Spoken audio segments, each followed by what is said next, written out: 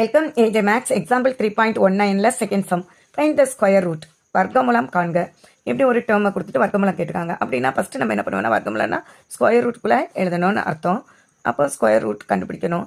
a⁻8 b⁻12 c⁻16 by 81 f⁻12 g⁻4 h⁻14 அப்படின்னு கொடுத்துருக்காங்க.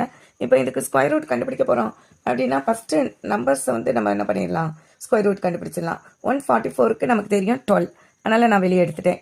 இங்கே 81க்கு 9/9 அது தனியாக வந்துருச்சு. அதுக்கப்புறம் தான் நம்ம என்ன பவர்ஸை பார்க்க போகிறோம். எப்போவுமே இதில் ஸ்கொயர் ரூட் கண்டுபிடிக்க சொல்லியிருந்தாங்கன்னா பவரில் பாதி. அப்போ இங்கே என்ன வரும், மாடலஸ் போட்டுக்கலாம். போட்டுட்டு a⁻4 பாதி, b⁻12 பாதி 6, c⁻8 16 பாதி பை இங்கே சொல்லுங்கள் f⁻6 g², அடுத்து h7.